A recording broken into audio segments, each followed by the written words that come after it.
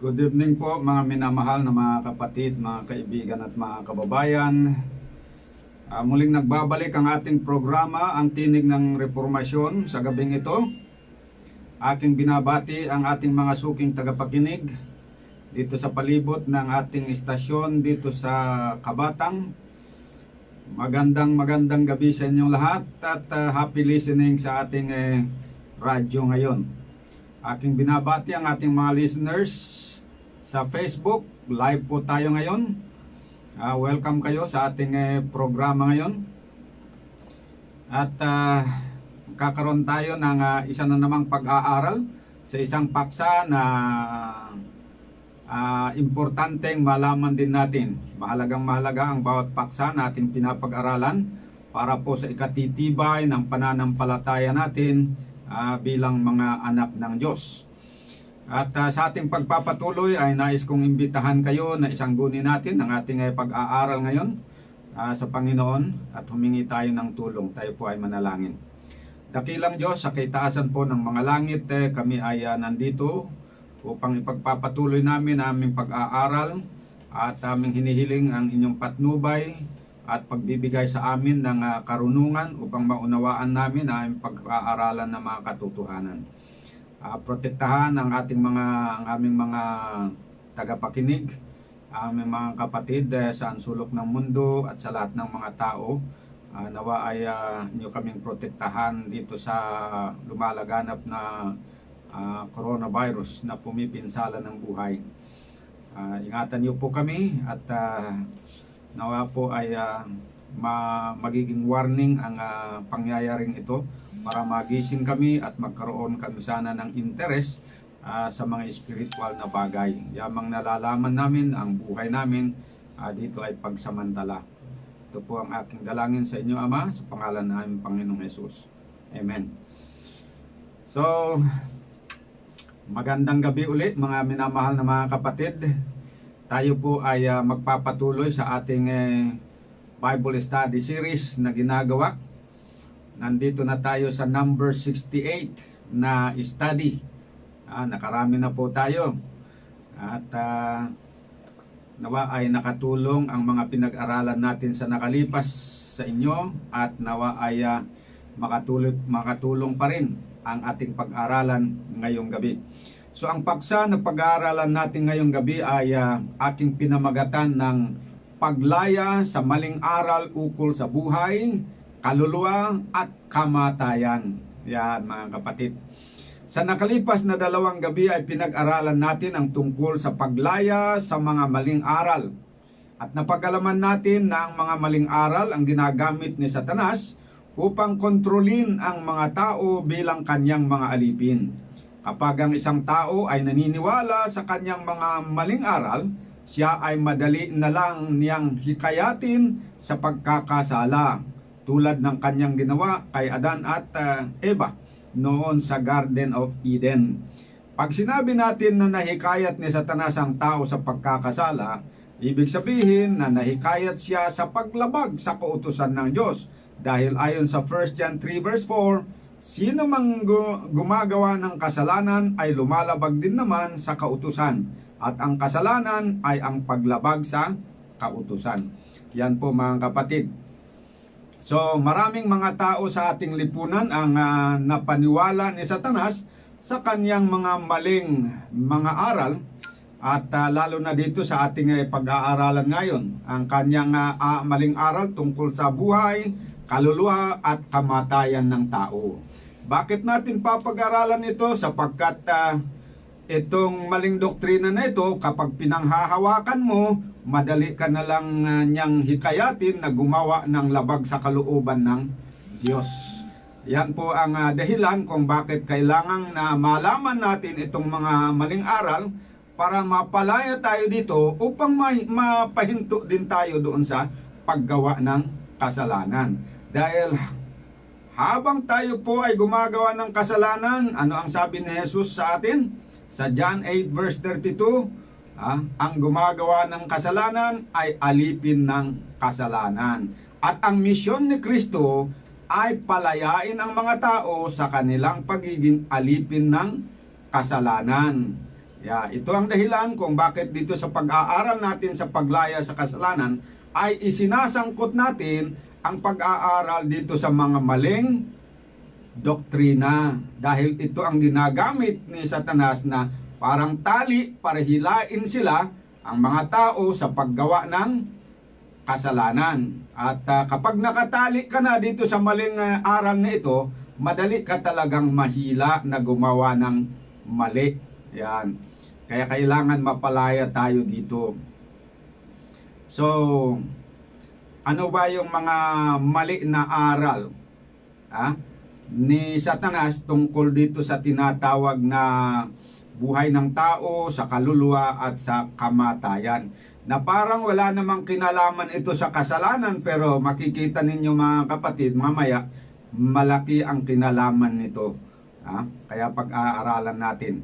Okay, ang una dito mga kapatid ay ang aral na ang tao ay binubuo ng kaluluwang hindi karaniwang nakikita ng mata na may sariling isip at damdamin, at ang katawan na nakikita at nahahawakan. Okay, naintindihan niyo po ba ang punto nito?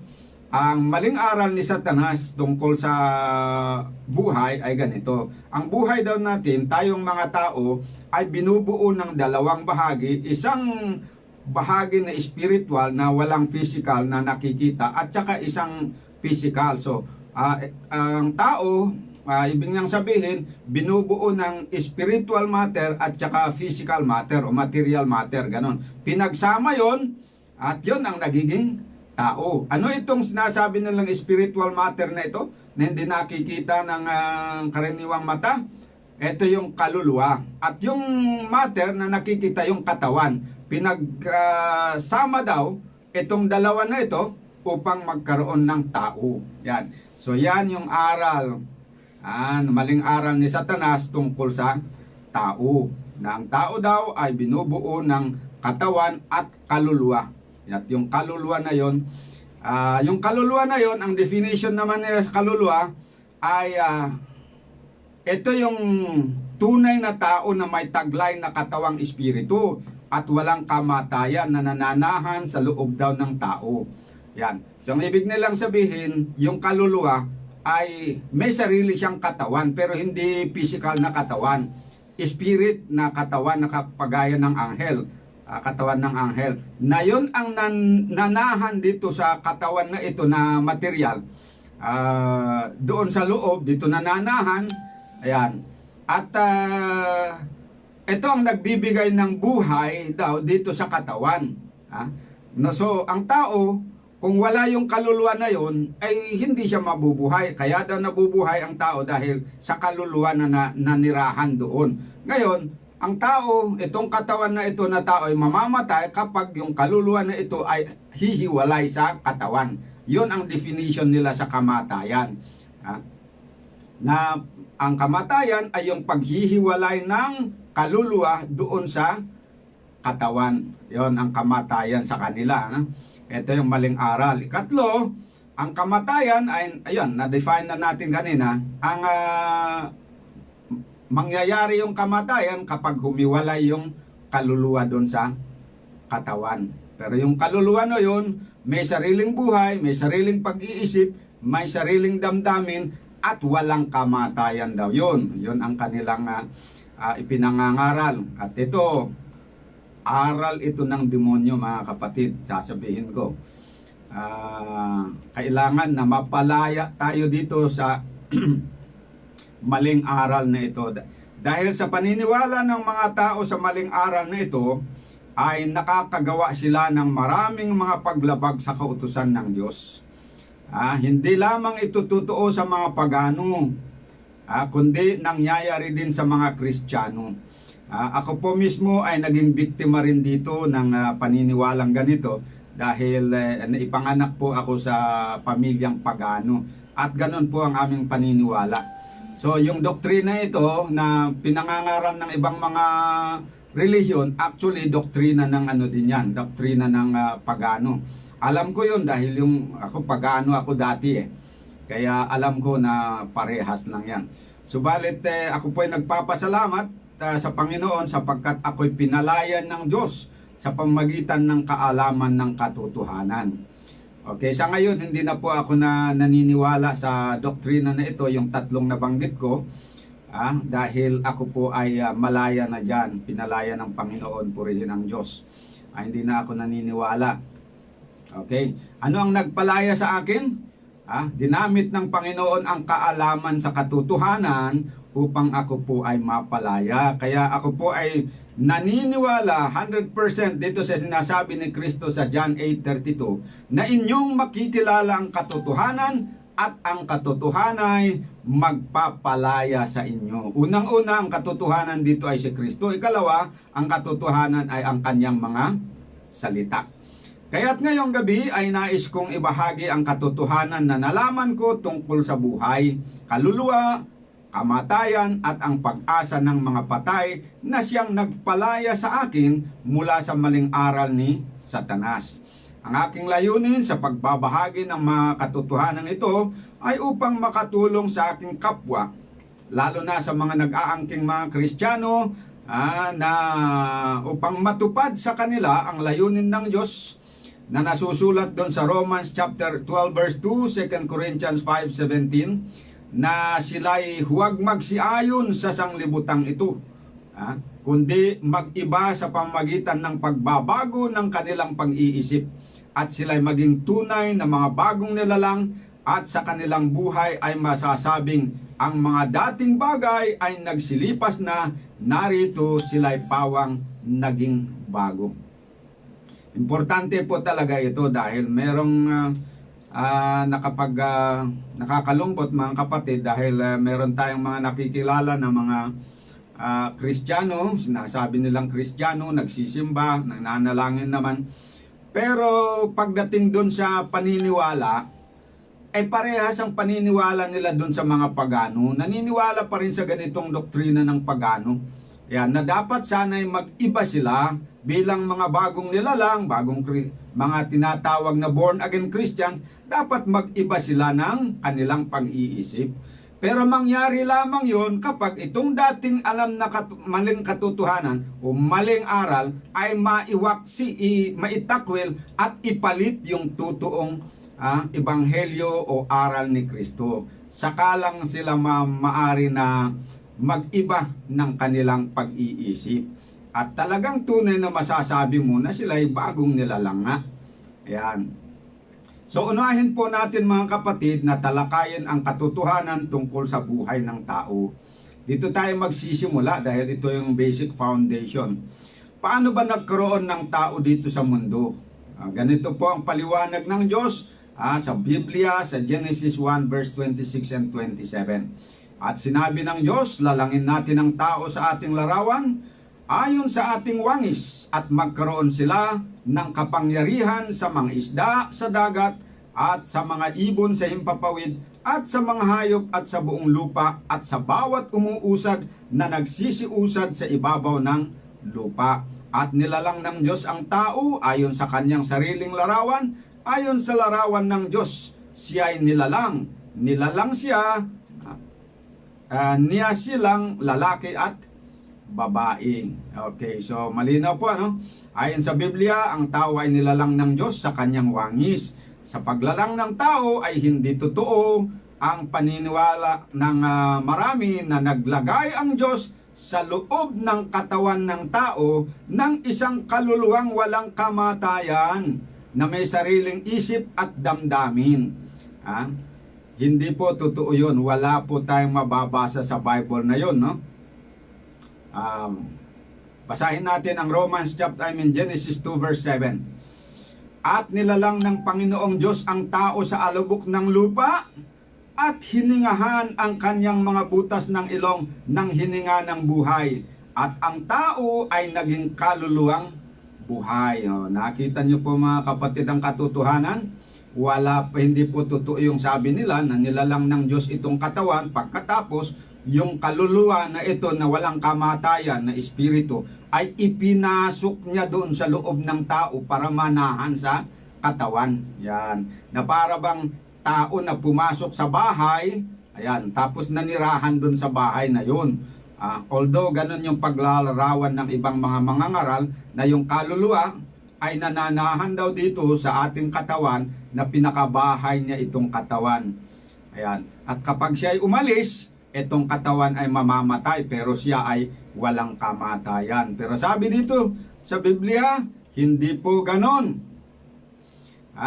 Nilalang ng Diyos ang tao sa alabok ng lupa at hiningahan ang kanyang mga butas ng ilong ng hininga ng buhay at ang tao ay naging kaluluwang may buhay. So ano yung ipinasok niya doon sa loob ng katawan? Hindi kaluluwa na may sariling isip. Wala, hindi yon. Hininga ng buhay. Ayun. Yon ang ipinasok niya. Saan niya ipinasok? Doon sa ilong ng tao na ginawa niya. So, ang katawan ng tao ay ginawa ng Diyos mula sa alabok ng lupa. Noong nabuo ang lahat na sangkap ng katawan at hindi pa ito binibigyan ng hininga, ang tao ay hindi pa masasabing may buhay at siya ay wala pang isip at damdamin. Okay. At pagkatapos, hiningahan ng Diyos ang mga butas ng kanyang ilong at ang tao ay nagkaroon na ng buhay at nagsimulang magkaroon ng damdamin at pag-iisip at tinawag itong kaluluwang buhay o kaluluwang may buhay. Okay, so dalawang di magkatulad na bagay ang bumubuo sa tao. Una ay ang katawan na nagmula sa alabok ng lupa at ang ikalawa ay ang hininga ng buhay na nagmula sa Diyos. Pinagtipon ng Diyos ang dalawang bagay na ito upang lalangin ang isang kaluluwang may buhay. At ganito po ang formula, madali natin makita. Ang formula ay ganito. Katawan na yun yung nagmula sa alabok plus yung hininga ng buhay na galing sa Diyos, pinagtipon niya yon at nakaproduce siya ng tinatawag na tao o kaluluwang may buhay. Yan. So, ang definition ng Biblia dito sa tinatawag na kaluluwa ay yung tao na may katawan na humihinga, may damdamin at may isip. Yan ang kahulugan ng kaluluwa dito sa Biblia. Hindi yung sinasabi ng iba na kaluluwa na hindi nakikita na nananahan sa loob ng tao. Wala po yun. Kathang isip lang yun ng mga tao dahil tinanggap nila yung ganong aral doon sa mga demonyo na nangangaral. Okay? So, kaya mali ang aral na nagsasabing ang kaluluwa ay isang hindi karaniwang nakikita at walang kamatayang bahagi ng tao na may sariling isip at damdamin na nananahan sa loob ng katawan at humihiwalay sa panahon ng kamatayan. Ang aral na ito ay siyang paniniwala ng mga pagano nating mga kababayan. Kahit itanong ninyo sa mga pagano, ganun ang paniniwala nila. Alam ko dahil pagano ako dati at yun ang aming paniniwala. At ito rin ang paniniwala ng mga paganong Griego at Romano doon sa panahon ni Kristo. Ngunit ginawang bahagi ng doktrina ng maraming relihiyon. Ito ang nakakalungkot mga kapatid dahil yung paganong doktrina ginawang bahagi ng doktrina ng ibang mga relihiyon na nag-aangking mga Kristiyano at bayan ng Diyos. Kailangang itakwil natin ang maling aral na ito upang tayo mapalaya kay Satanas. Dahil habang pinaniniwalaan natin ang maling aral na ito mga kapatid, ay gagamitin ni Satanas ito upang tayo gumawa ng paglabag sa kalooban ng Diyos. Ayan, magagalit sa akin itong mga mangkukulam dahil ma-expose yung kanilang gawain. Pero wala tayong magagawa, kailangan po na ihayag natin ang katotohanan. Tulong din po natin dito sa mga involved sa tinatawag na espiritualismo, sapagkat kung wala pong magturo sa kanila ng tama, patuloy sila sa ganon na akala nila ay tama, yon pala ay mali. At ang kanilang linuluwalhati ay hindi ang Diyos, kundi ang kalaban ng Diyos. So, yan. Talakayan po natin naman ang katotohanan tungkol sa kamatayan ng tao. Tapos na tayo dito. Alam na natin kung paano ang pagkabuo o paglalang sa tao at ano ang bumubuo sa tinatawag na tao. Ito bumubuo sa katawan at saka yung hininga ng buhay. Pinagtipon ng Panginoon yan para magkaroon ng kaluluwang buhay. Ayan. So paano naman mangyayari ang kamatayan ng tao? Mas madali lang din yan. Kasi pag alam natin yung formula ng Panginoon, alam din natin kung paano mangyari yung kamatayan. So pag yung nabuo ang taong buhay, sa pagtitipon ng katawan at saka yung hininga ng buhay. Ngayon, kung yung paghiwalayin mo uli yan, ay di magkakaroon ng kamatayan. Kaya nga nabuhay dahil pinagtipon yun yung dalawang bagay na ito. Kaya ang tao ay nabuhay, humihinga na siya, nagfa-function na lahat. Once na pinaghiwalay mo yung dalawa na yon, inihiwalay mo yung hininga doon sa katawan, ay di mamamatay, balik na doon sa original ng kung saan nanggaling ang katawan sa abo, pabalik din sa abo. Ganon po yon. At yon ang turo ng Biblia na tunay. Mga awit, Psalms 104 verse 29. Iyong inalis ang kanilang hininga, sila'y nangamatay at nagsibalik sa kanilang pagkaalabok. O anong mangyayari para mamatay ang tao? Inyong inaalis ang kanilang hininga. O once na inalis ang hininga ng tao at hindi na siya humihinga, anong mangyayari? Sila'y nangamamatay. O kahit punta kayo sa hospital, bantayan nyo, tignan nyo yung mga namamatay, ganun talaga yan. Habang ang isang may sakit ay humihinga pa, hindi pa yan patay. Pero once na huminto na sa paghinga, patay talaga yan. Yan ang nasusulat sa Biblia. Iyong iaalis ang kanilang hininga, sila'y nangamamatay. At pag sila'y nangamatay, hindi magtatagla. Anong mangyayari? Nagsisibalik sa kanilang pagkaalabok. Yan, babalik sa pagiging alabok. Okay, next verse. Psalms 146 verse 3 and 4. Huwag ninyong ilagak ang inyong tiwala sa mga pangulo, ni sa anak man ng tao, na walang pagsaklulo. Ang hininga niya ay pumapanaw. O pagka ang hininga ng tao ay pumanaw, anong mangyayari? Siya ay nanunumbalik sa kanyang pagkalupa. Ayon po ang sinasabi. So once na pumanaw na yung hininga ng tao, ayan, babalik na sa kanyang pagkalupa. So walang sinabi dito na mamamatay ang tao kapag ang kanyang kaluluwa ay hihiwalay. Hindi po yun. Siya na nga yung kaluluwang buhay. Yung taong humihinga, yan na yung kaluluwang buhay. Once na yung hininga niya ay maalis na, huminto na siya paghinga, ang manatili, katawan na lang, patay na yun. Mamamatay na siya. At siyempre, yung katawan na yun, babalik sa pagkalupa. So wala po yan sinasabi nila na yung kaluluwa ang hihiwalay bago mamatay ang tao. So ayon sa salita ng Diyos, ang bumubuhay sa tao ay ang hininga ng buhay na nasa kanyang mga ilong, na yan ay galing sa Panginoon ayon sa Genesis chapter 2 verse 7. Kapag ang proseso ng pagkabuhay ay binaliktad at ang hininga ng buhay na ibinigay sa tao ay binawi mula sa kanya, siya ay mamamatay. Ang tao na nawalan ng hininga ay magbabalik sa alabok ng lupa na kanyang pinanggalingan, at ang hininga ng buhay naman ay babalik sa Diyos na nagbigay nito. Ito ang sabi ng Biblia. Yan ang tunay na aral, mga kapatid. Ecclesiastes chapter 12 verse 7. At ang alabok ay mauuwi sa lupa gaya ng una, at ang hininga ay babalik sa Diyos na nagbigay sa kanya. O nakita ninyo. Saan galing yung hininga ng buhay? Sa Diyos. Pag ito ang tao ay namatay at umalis, yung hininga saan magbabalik? Sa Diyos. Saan galing yung katawan ng tao? Sa alabok ng lupa. Pagka namatay na yung tao at naalis sa kanya yung hininga, saan magbabalik? Doon sa pagkaalabok. Yan.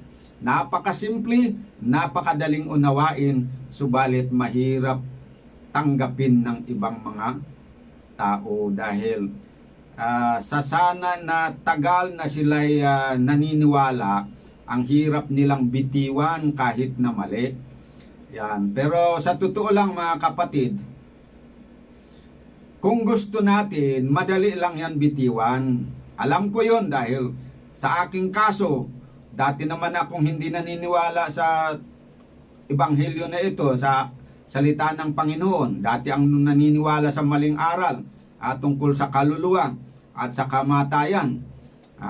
Pero nung nalaman ito, dahil naintindihan ko at nakita ko na itong tama, hindi naging hindi naging mahirap sa akin na itakwil yung mali. Dahil nung pinagtimbang ko ng maayos, ay talagang ito ang mas tama na paniwalaan. Yung maling doktrina, delikado po yun. At saka hindi malulugod ang Panginoon. At alam nyo, mabigat. Karanasan ko yan, hindi talaga tama. Dahil sa malinaw na aral na ito ng Biblia, hindi ba kayo nagtataka na maraming mga Kristiyano ang naniniwala na ang kamatayan ay ang paghihiwalay ng kaluluwa? Nakapagtataka, no? Ang hilinaw-linaw naman yung tinuro ng Biblia. Yun po mga kapatid. Habang nagbabalik ang katawan sa alabok, ay nagpapatuloy naman daw ang kaluluwang nabubuhay ng walang hanggan sa langit man o sa impyerno. Ganyan din ang paniniwala ko noon. Pero sabi ko nga, salamat sa Diyos at pinalaya niya ako sa pamamagitan ng katotohanan. Nawa po ay marami pang mga Kristiyano ang tulad kong mapapalaya mula sa maling aral na ito ni Satanas. Ang sunod nating talakayin ay ang katotohanan tungkol sa kalagayan ng mga patay. Okay, napag-aralan na natin kung paano ang tao mamatay. Ngayon naman, pag-aralan natin yung tungkol sa kalagayan ng mga patay.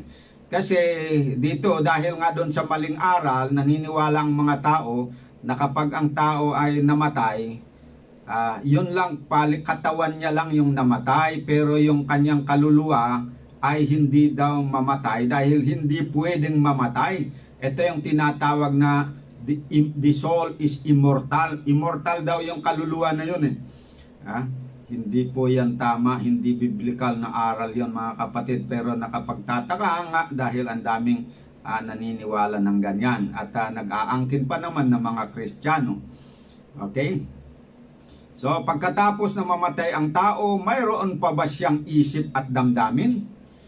Sa kanila, mayroon daw isip at damdamin yung kaluluwa na hindi namatay. Pero kung wala naman yun, actually wala yun mga kapatid. Ang sagot ng mga pagano at ibang mga Kristiyano ay mayroon daw, no? Ang patay ay hindi totoong patay. Ang patay hindi totoong patay kasi ano lang daw, parang umalis lang siya doon sa kanyang tahanan. Yung tunay na tao nanahan daw doon sa katawan, na marupok na katawan na ito, umalis lang siya doon. Hindi siya namamatay. Yun ang definition nila sa kamatayan, which is very, very unbiblical mga kapatid. Okay, basahin natin. Mga awit 146 verse 3 and 4. Huwag ninyong ilagak ang inyong tiwala sa mga pangulo, ni sa anak man ng tao na walang pagsaklulo. Ang hininga niya ay pumapanaw, siya ay nanunumbalik sa kanyang pagkalupa. Sa araw din niyaon ay mawawala ang kanyang pag-iisip. Yan. So anong nangyayari po sa tao?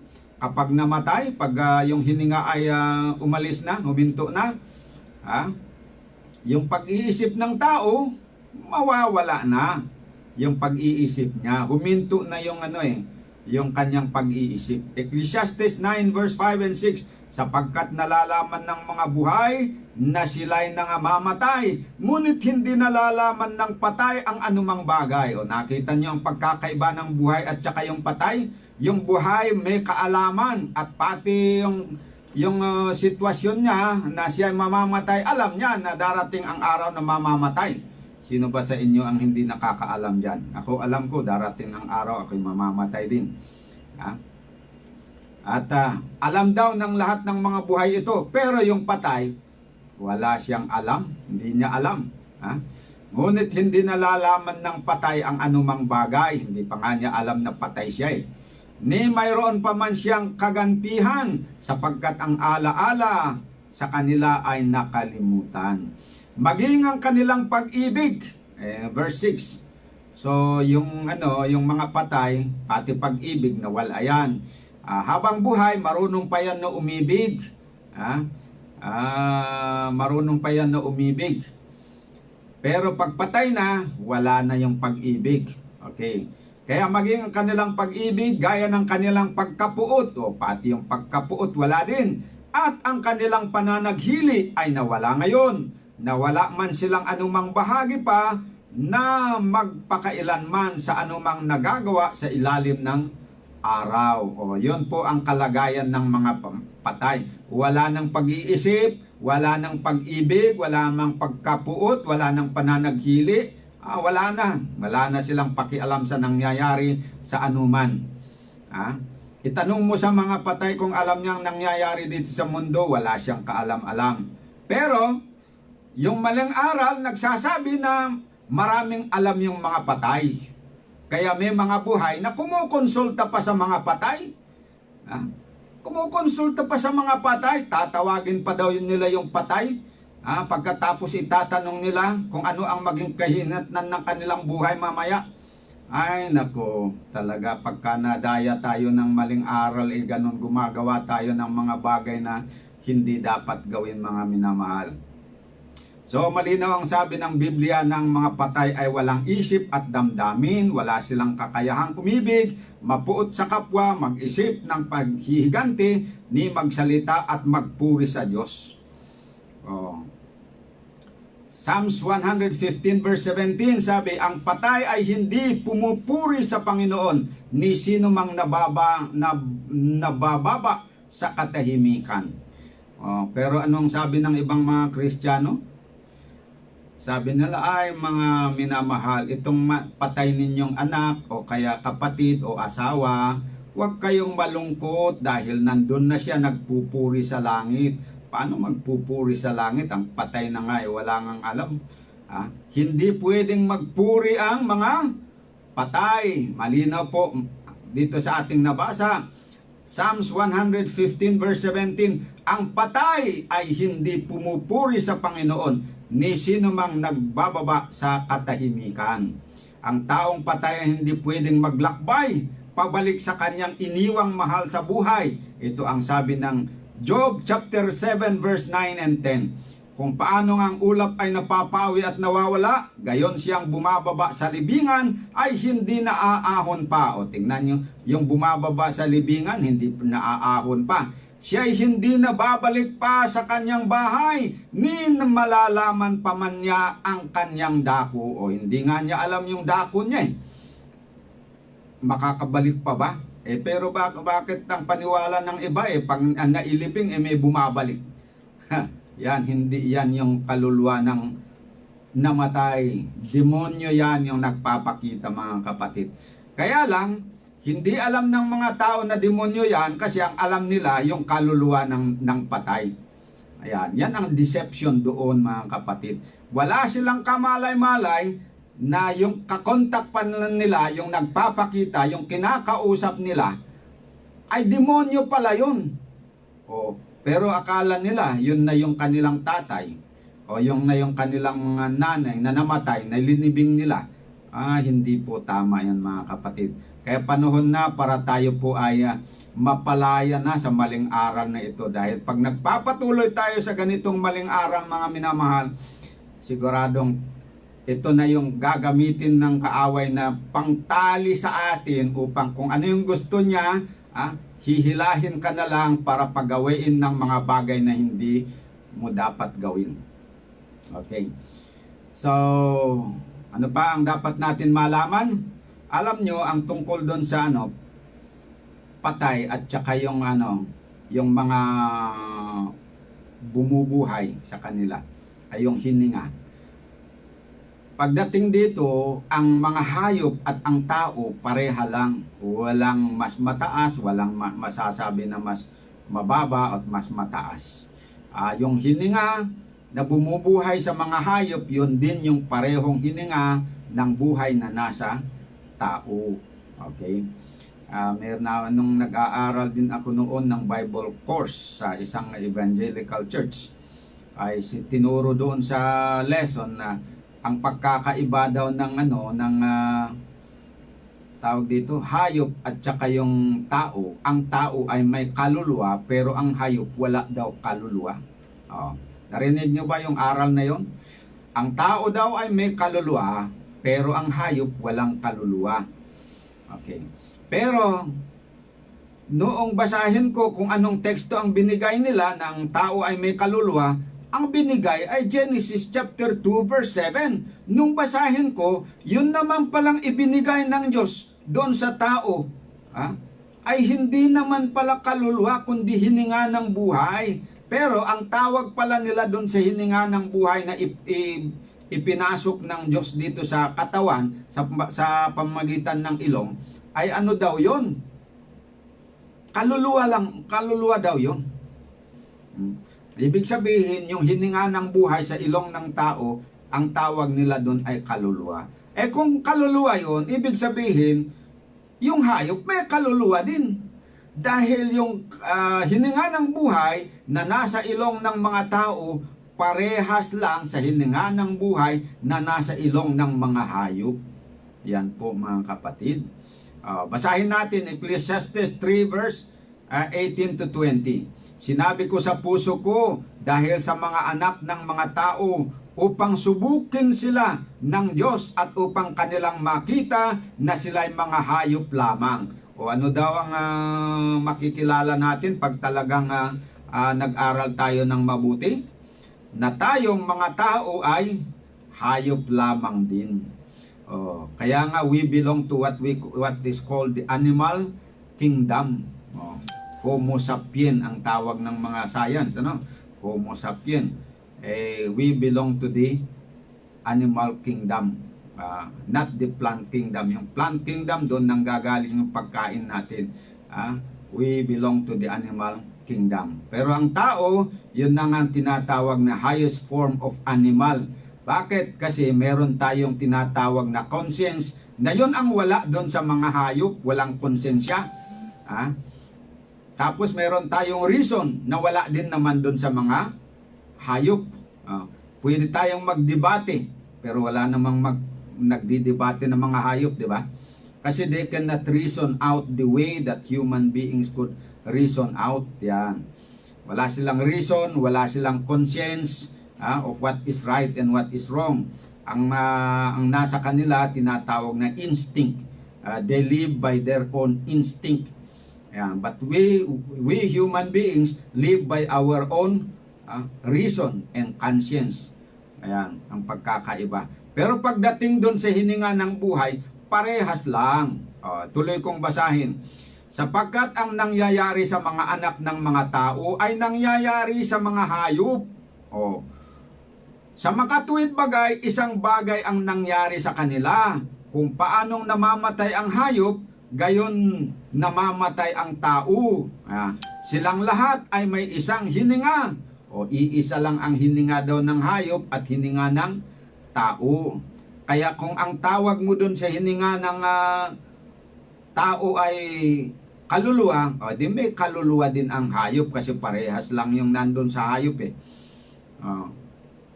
Silang lahat ay may isang hininga at ang tao ay wala ng karangalang higit sa hayop sapagkat lahat ay walang kabuluhan.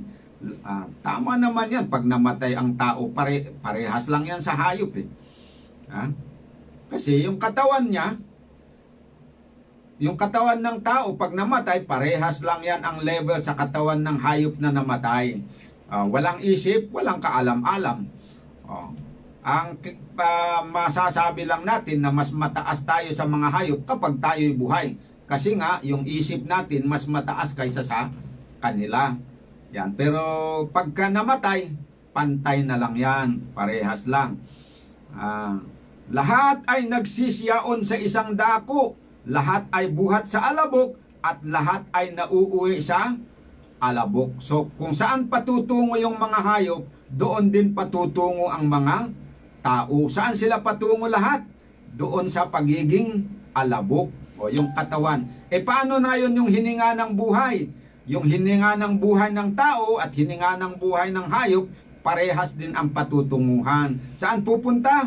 Doon po sa nagbigay sa kanya. Binasa natin kanina sa Ecclesiastes 12 verse 7 na yung hininga ng buhay na galing sa Diyos kapag ang tao ay namatay ay bumabalik sa Diyos. Eh di nasaan yung sinasabi nila na ano, yun daw kaluluwa ng mga masamang tao ay doon sa impyerno pupunta. Mali na naman po yan mga kapatid. Wala yan. Lahat daw ng mga taong namamatay, ang kanilang hininga, na kung minsan tinawag na espiritu at kaluluwa naman ang translation sa iba kasi, kaya nako-confuse ang mga tao, ay sa Diyos bumabalik. Walang sinasabi doon na pumupunta sa impyerno. Wala po yun. Kaya yung ano doon, yung mga doktrina na yan na sinasabi na ang kaluluwa ng masama ay pupunta sa impyerno, ay yung kaluluwa ng mga mabubuti ay pupunta sa Diyos, hindi po yan tama.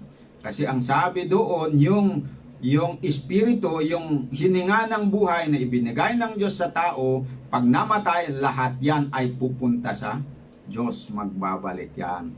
So yan po ang ating lilinawin dito at dapat na alam natin para sa ganun itakwil na natin yung mga mali na aral. Okay.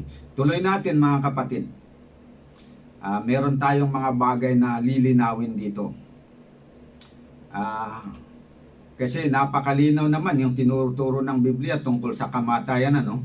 Na kaya namamatay ang tao kapag yung hininga niya ay inalis o huminto sa paghinga. Namamatay. Pero bakit maraming mga Kristiyano ang naniniwala na ang humihiwalay sa tao sa panahon ng kamatayan ay ang kaluluwa o kaya'y espiritu ng tao? Alam nyo, pinag-aralan ko ito mga kapatid at nakita ko na ito palang mga tagasalin ng Biblia, ang tawag sa kanila Bible translators.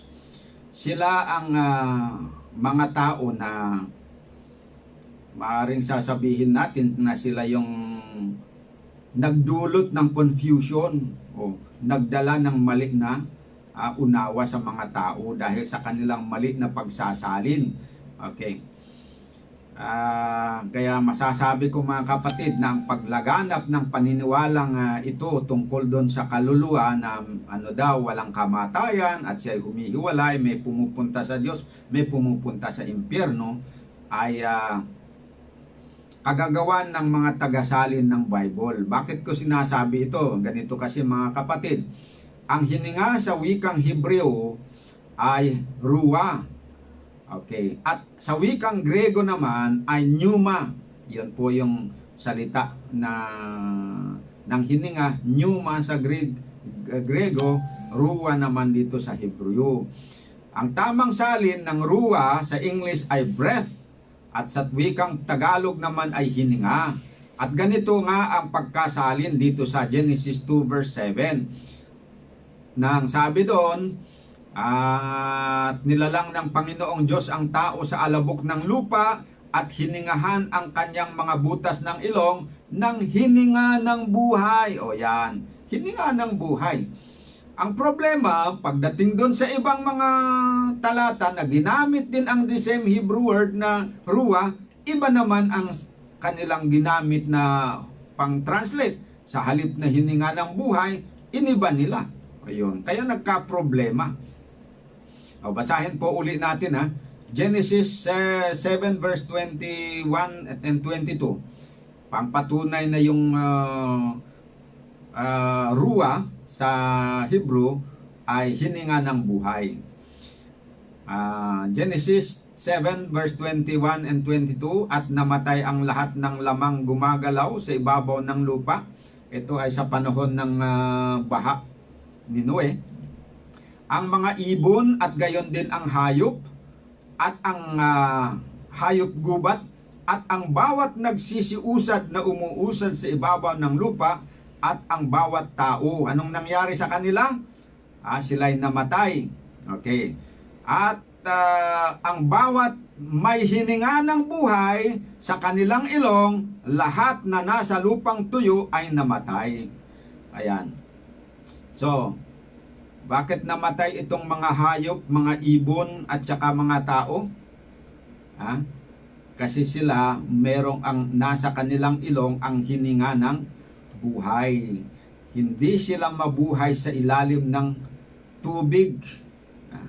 Kaya sila namatay. Kasi baha ngayon Nagkaroon ng baha.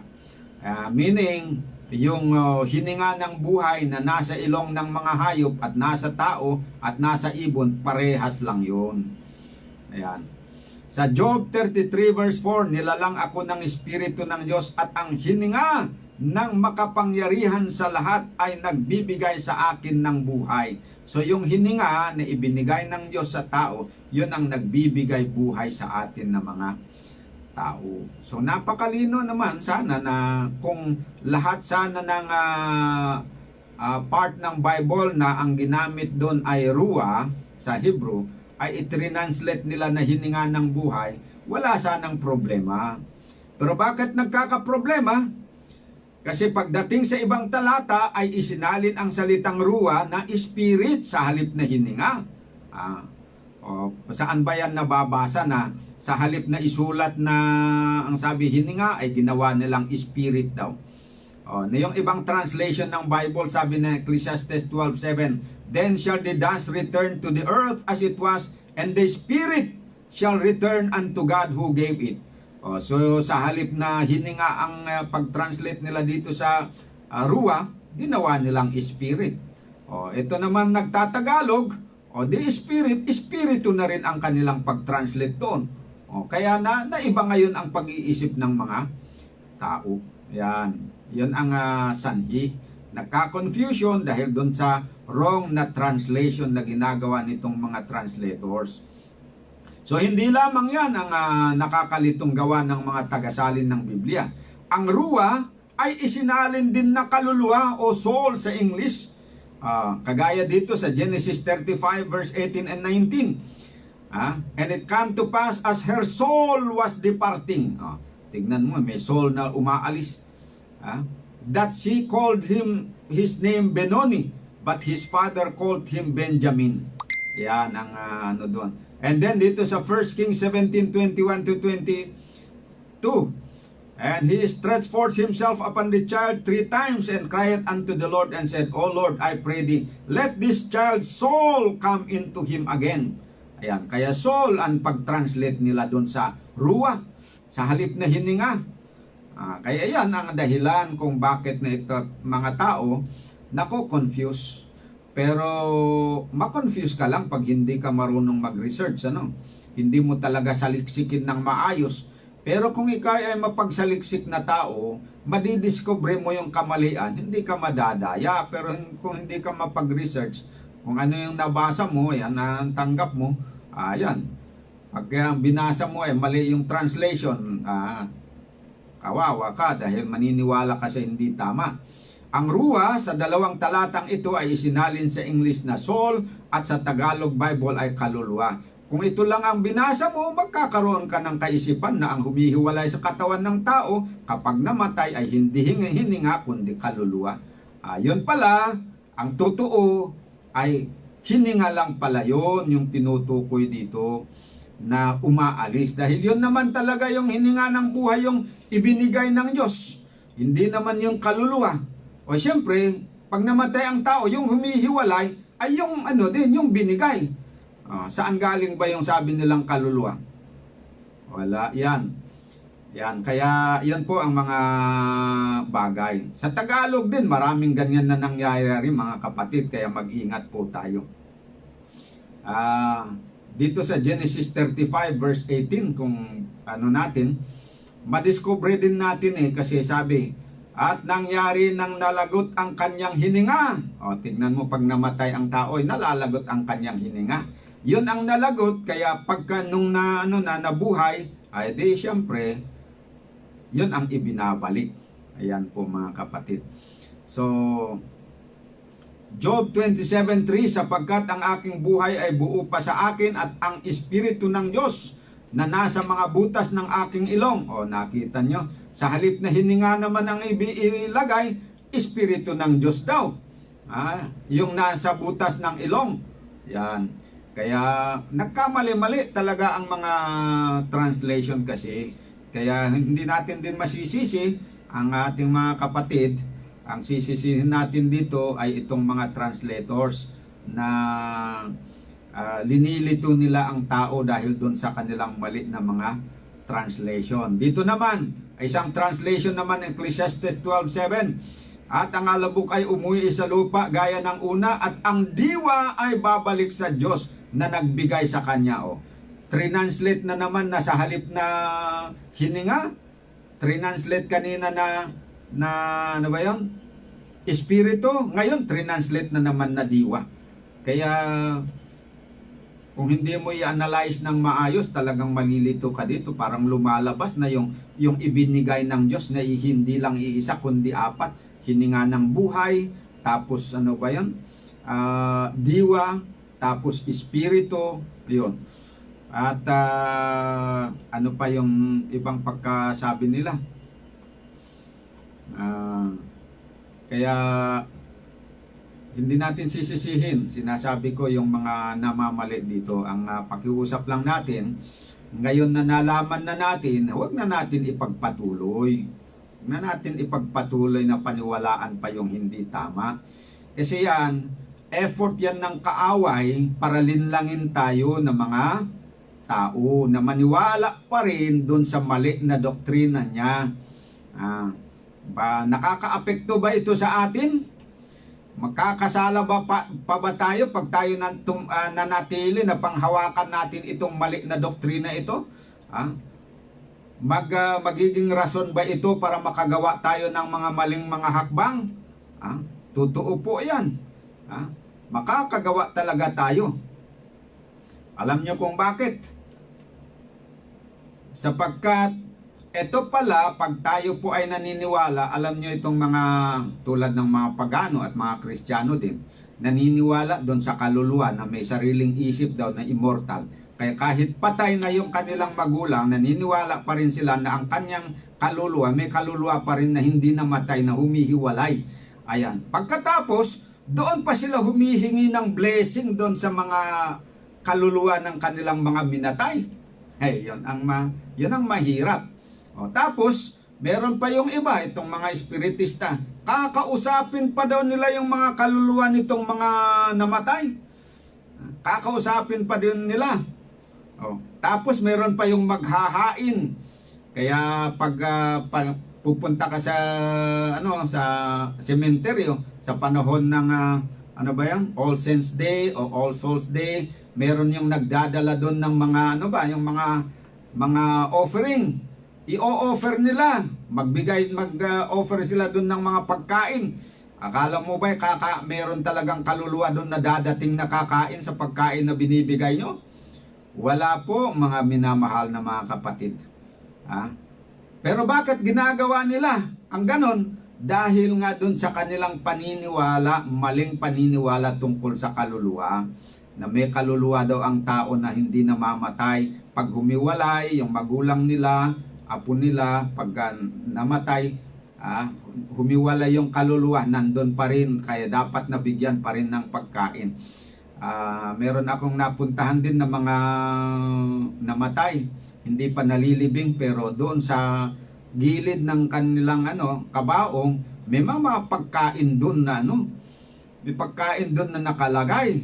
Kakainin daw, tapos everyday kukunin nila, palit-palitan nila. Pero nakikita ko naman, hindi naman nababawasan.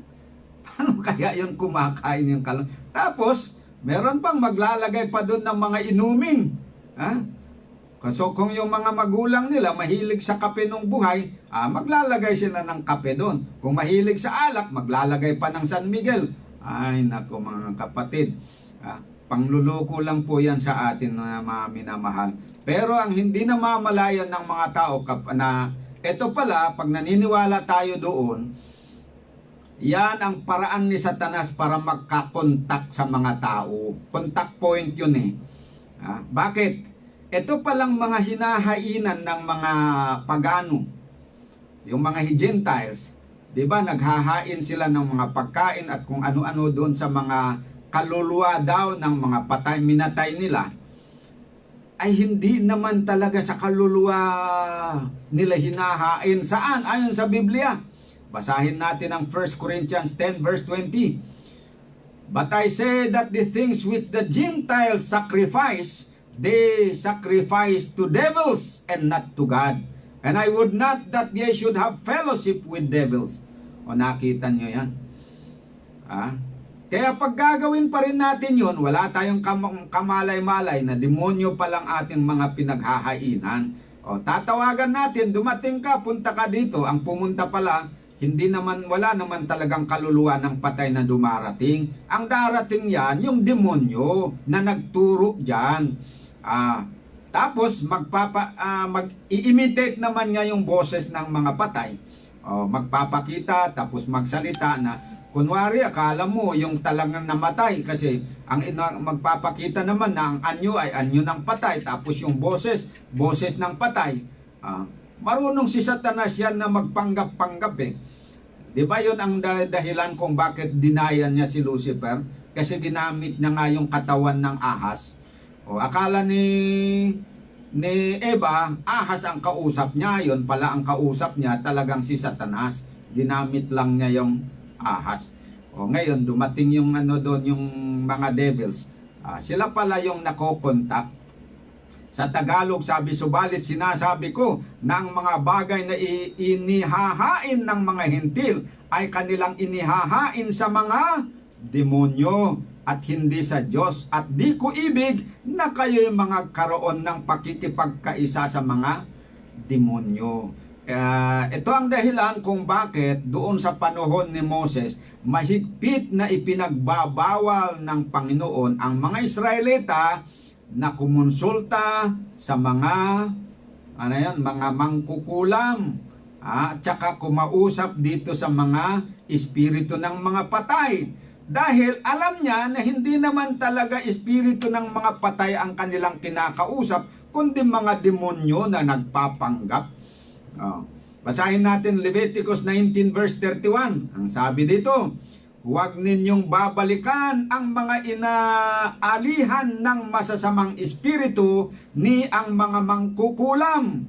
Huwag ninyong hanapin na magpakahawa sa kanila. Ako ang Panginoon ninyong Diyos. Bakit? Ito palang mga mangkukulam, kay Satanas yan, espiritu ni Satanas yan, gumagana yan sa kanila, ang nag-a-assist. At saka itong mga mangkukulam, at saka itong sinasabing inaalihan ng masamang espiritu. Yung masamang espiritu na yun, talangkay sa demonyo yan eh.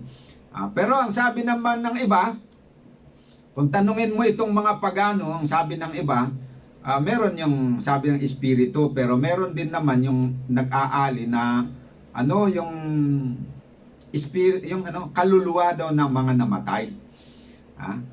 Kaya inaalihan, sinasaniban daw. Kaya yung mga patay doon sa amin, may mga namamatay, maya-maya merong babae dyan na nagsalita, ibang boses niya, sasabihin nila na, yan, magpakilala pa naman siya na ako si ganito, ako yung lola ninyo, ako yung tatay ninyo. Paniwalang-paniwala ang mga tao. Bakit? Dahil doon sa kanilang tinanggap na maling aral. At nangyayari yon, papatunayan, magpapanggap naman talaga yung masamang espiritu na siya na nga yun. Sasabihin, ganito ang gagawin ninyo. Pero alam nyo mga kapatid, pagka itinakwil mo na yung pananampalataya na ito, yung doktrina ito, at tinanggap mo na yung sa tama at naniwala ka na yung wala talagang kaluluwa ng mga patay na bumabalik, na umaali o sumasanib sa mga buhay, kundi ang gumagawa yan ay mga masasamang espiritu, at ikaw ay nasa panig ng Diyos, hindi na yun mangyayari. Di na yun sila magpapakita. Kasi alam nila yun na alam mo. Alam mo na siya, demonyo yun. Pero pag hindi mo alam na demonyo yun, akala mo kaluluwa ng mga magulang mo yun, o yung anak mong patay, ay talagang dadalihin ka. Magpapakita at magpapakita, magpapakunwarian, pagkatapos magre-request, gawin nyo ng ganito, ganyan. Ayan. Kaya kailangan na mapalaya tayo dito sa mali na aral na ito. Otherwise, we will always be in contact with devils. Kasi ito yung ginagawa ng demonyo yan na paraan para makontak niya ang mga tao dito sa paniniwala na ito. Pag nagpakita na akala mo talaga namang yung tatay mo yun, o lolo mo yun, o yung anak mo yun na namatay, o di magsisimpatize ka, magiging interesado ka. Basahin pa natin Leviticus 20 verse 6. At ang taong magbalik sa inaalihan ng masamang espiritu at sa mga mangkukulam upang manalig sa mga yaon, ay itititig ko ang aking mukha laban sa taong yaon at ihihiwalay ko siya sa kanyang bayan. Yan. Ayaw na ayaw talaga ng Panginoon na ang kanyang mga anak ay may kontak pa dito sa mga mangkukulam, dito sa mga naniniwala, dito sa mga espiritu o kaluluwa ng mga patay. Kasi alam niya na they are in direct contact with his enemy, na nagpapanggap lang na mga kaluluwa ng mga patay. Deuteronomy chapter 18 verse 9 to 12, ganito ang mababasa. Pagpasok mo sa lupain na ibinigay sa iyo ng Panginoon mong Diyos, ay huwag kang mag-aaral gumawa ng ayon sa mga karumal-dumal ng mga bansang yaon. Huwag makakasumpong sa iyo ng sino mang nagpaparaan sa apoy ng kanyang anak na lalaki o babae, o nang huhula o nagmamasid ng mga pamahiin. Ayan. Ang dami pa naman kung may yung kinalaman dito sa mga kaluluwa na yan. Ang daming pamahiin dyan. Ngayon, pag maniwala ka dyan sa mga pamahiin, dali ka. Hindi mo malululhati ang Panginoon. Ano yan? Ihihiwalay ka. Sabi dito, ihihiwalay ka sa bayan ng Diyos. Kaya tuloy nating basahin, huwag makakasumpong sa iyo ng sinumang nagpaparaan sa apoy ng kanyang anak na lalaki o babae, o nang huhula o nagmamasid ng mga pamahiin, o inkantador, o naniniwala ka pa sa mga inkantado. O dyan sa Baguio may programa dyan na merong radio station, DSWT, ang laging nagdadrama dyan, puro inkantado ang drama. Kaya paniwalang mga tao sa mga inkantado ay dinadaya sila. Paniwalang kasi inkantado kay Satanas yan. Sabi dito, manggagaway, inkantador ng mga ahas, nakikipagsanggunian sa mga masamang espiritu o mahiko, o sumasangguni sa mga patay. Nakita nyo na? Pag sumasangguni sa mga patay, sino ba yung gumagawa sumasangguni sa mga patay? Etong naniniwala sa kaluluwa na ito. Kaya tatawagin daw, meron akong auntie nung araw na espiritista naging medium. Tapos yun, tatawagan nila yung espiritu ng mga patay, kakausapin nila. Tapos meron daw may magdidikta, kukuha sila ng ballpen tapos lapis. Tapos pag sumanib na yung espiritu, yung kaluluwa daw na tinawag nila, apay magsusulat kahit hindi marunong magbasa, nagsusulat. Talagang nakapagtataka, hindi kaya ng ordinaryong tao yung ganon, pero dapat alamin natin, yan ay gawa ng masasamang espiritu yan. Hindi totoong yung kaluluwa ng mga patay. Kaya pandaraya yan, mga minamahal na mga kapatid. Kaya pinagbabawal ng Panginoon na sumangguni tayo sa mga ganito. Kasi demonyo ang mga nakakausap natin dito. Ayun na pa yung mga kaaway. At kapag sumasamba ka sa ganyan, sumasamba ka sa demonyo.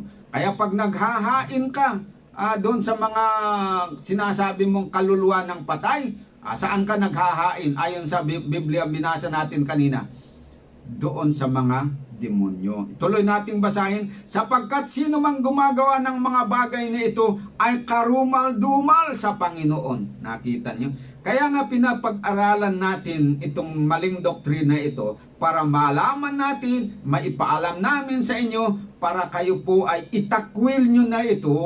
Dahil kung patuloy tayong gumagawa nito at naniniwala pa sa maling aral na ito tungkol sa kaluluwa at espiritu ng mga patay na ito. Anong sabi dito? Sapagkat sino mang gumagawa ng mga bagay na ito ay karumal-dumal sa Panginoon. At dahil sa mga karumal-dumal na ito, ay pinalalayas sila ng Panginoon mong Diyos sa harap mo. Bakit yung mga taong naninirahan doon sa Kanaan, pinapalayas ng Panginoon? sapagkat sila gumagawa ng mga karumal-dumal. Kaya sabi niya, pagpasok nyo doon sa Kanaan na yun na lupa, huwag nyong pag-aralan yung kanilang mga gawa. Kasi karumal-dumal yan. Kayo, kaya sabi niya sa verse 13, ikaw ay magpakasakdal sa Panginoon mong Diyos. Hindi po tayo pwedeng maging sakdal sa harapan ng Panginoon kapag tayo ay patuloy na naniniwala dito sa mga maling aral tungkol sa kaluluwa at mga espiritu ng mga patay na ito. Hindi po tayo mapapabanal dahil karumal-dumal na ngayon. Kaya kailangan na iwasan at wala sanang mabahiran sa ganitong karumal-dumal sa mga bayan ng Diyos. Dahil sabi niya, ikaw ay magpapakasakdal sa Panginoon mong Diyos. Sapagkat ang mga bansang ito na inyong aariin ay nakikinig sa kanila na nagmamasid ng mga pamahiin at sa mga manghuhula, ngunit tungkol sa iyo ay hindi pumayag ang Panginoon mong Diyos na gawin ito. Dito sa Apokalipsis 21 verse 18, hindi sila makakapasok ang mga taong ganyan sa banal na syudad. Sabi dito, Revelation 21:8, subalit para naman sa mga duwag, mga taksil, mga gumagawa ng mga kasuklam-suklam na bagay, mga mamamatay tao, mga makikiapid, mga mangkukulam, mga sumasamba sa Diyos-Diyosan at sa lahat ng mga sinungaling, ang magiging bahagi nila ay sa lawa ng liliyab na apoy at asupre. Ito ang pangalawang kamatayan. Delikado mga kapatid, kaya huwag niyo po sanang masamain itong pagbubunyag na ginagawa ko dito sa radyo at sa Facebook, dahil ito ay kalooban ng Panginoon na dapat ibunyag ang kamalian na ito para nang sa ganon piliin natin na itakwil ang mga maling aral na ito at tanggapin natin yung tama para hindi tayo mapunta dito sa dagat-dagatang apoy. Dahil kung magpapatuloy po tayo sa maling aral tungkol dito sa tinatawag na kaluluwa at espiritu ng tao, malinaw dito na doon tayo sa nagliliyab ng apoy at asupre mapupunta. Kaya ako'y nakikiusap sa inyo mga kapatid, huwag niyong masamain itong aking pagbubunyag. Itakwil na po natin yung maling aral tungkol sa kaluluwa at sa espiritu ng tao. Tanggapin natin ang katotohanan, yung pinag-aralan natin kanina, na ang tao ay bumubuo doon sa katawan at saka yung hininga ng buhay. Pag siya po ay namatay, yung hininga niya ay hihinto, at saka aalis, babalik sa Diyos, at yung katawan ay babalik sa lupa. Ngayon, kung tayo ay kahit mamatay tayo ng ganon, kung tayo nanampalataya sa tunay na Diyos, may pangako pinag-aralan natin kagabi na nasa atin yung pangako ng buhay. Pagdating ni Kristo, bubuhayin muli tayo. So yung katawan natin na bumalik sa lupa, kukunin niya uli yan, tapos ibabalik na yung yung hininga ng buhay, bubuuhin niya tayo, bubuhayin muli tayo, ibabalik tayo doon na magiging kaluluwang buhay. Pero ang pagkakaiba, yung katawan natin na namamatay ay gagawin na niyang hindi namamatay. At doon na po tayo magmamana ng buhay na walang hanggan. Ito ang nakaantabay, ipinaghanda ng Diyos na plano para sa bawat isa sa atin at hindi yung tayo ay mapunta sa dagat-dagatang apoy. Ito ang layunin kung bakit pinapag-aralan natin ito. Kaya umaasa ako umaasa ako sa inyo mga kapatid na nakikinig sa ating pag-aaral na mula ngayon, yamang nalaman natin ang katotohanan, itakwil nyo na po yung maling aral tungkol sa kaluluwa na yan. Tanggapin natin ang tama, magsisi tayo sa Panginoon, at sa ganon ay mapalaya tayo dito sa maling doktrina at mapalaya tayo dun sa pagkukonsulta ng mga espiritu ng patay at saka mga mangkukulam. Pag malaya na tayo doon, papasok tayo sa kaharian ng langit at mamuhay kasama ng Diyos na masaya magpakailanman. Ito ang aking dalangin para sa bawat isa sa atin. Tayo po ay manalangin.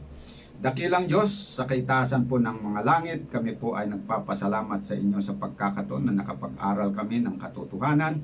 Ngayong nalaman po namin ang katotohanan tungkol sa buhay ng tao, tungkol sa kaluluwa ng tao, tungkol sa kamatayan at sa pag-asa namin na buhay na walang hanggan na ibibigay ni Kristo sa kanyang pangalawang pagbabalik. Nawa po ay tulungan ang aming mga kapatid na nakinig dito na itakwil nila ang maling aral na galing sa demonyo at tanggapin ang tamang aral na nanggagaling sa inyo para sa kanilang kaligtasan at kaligtasan namin lahat. Itong aking dalangin, alakip ang kapatawaran nawa ng aming mga kasalanan sa pangalan ng Panginoong Jesus. Amen. Okay, dito po tayo nagtatapos mga minamahal sa ating programa. Good night po sa inyong lahat. Salamat sa inyong pakikinig. Hanggang bukas na muli, tayo po magpapatuloy sa ating pag-aaral. Good night and God bless you all.